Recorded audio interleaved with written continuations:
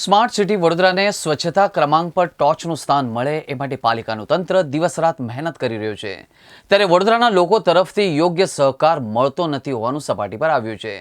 શહેરના Karelibaug swimming pool પાસે લોકો જ્યાં ત્યાં કચરો નાખતા તંત્ર માટે સમસ્યા ઊભી થઈ રહી છે અને આવા બેદરકાર લોકો સામે તેમના સીસીટીવીના મદદથી વાહન નંબરના આધારે દંડનીય કાર્યવાહી કરવા તંત્ર કટિબદ્ધ બન્યા હોવાનું સપાટી પર આવ્યું છે।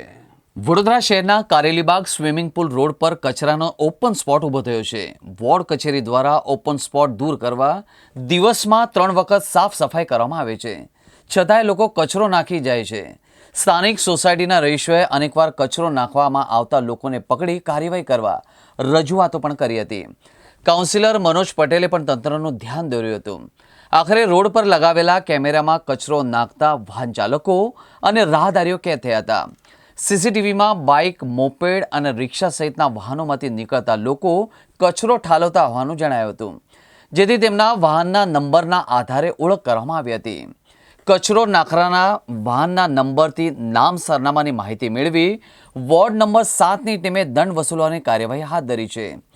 કમિશનરે જાહેરમાં કચરો નાખનાર સામે કડક કાર્યવાહી કરવાની સૂચના આપી છે, જેમાં તમામ ઓપન સ્પોટ, તળાવો અને તેની આસપાસની જગ્યા તેમજ વિશ્વામિત્રી નદીમાં અને જાહેર માર્ગની બાજુમાં ડિવાઈડર પર કચરો નાખતા તત્વોને સીસીટીવી અને સ્ક્વોડ બનાવી ઝડપી પાડવાનું નક્કી કરવામાં આવ્યું છે, જેમને કચરો નાખવા બદલ દંડ ફટકારવાની પણ સૂચના આપવામાં આવી છે।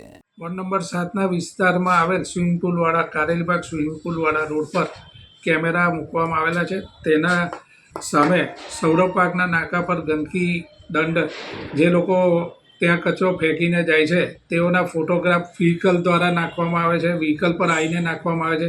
તેના વ્હીકલના નંબર આધારે તેઓના નામ સરનામા અમને અત્રે મળેલ છે, એ આધારે તેઓના સ્થળ પર તેઓના રેસિડન્સ પર જઈને કાર્યવાહી હાલ દંડ કરવાની ચાલુ છે।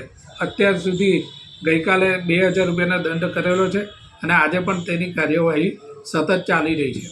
લોકોને શું મેસેજ આપશો?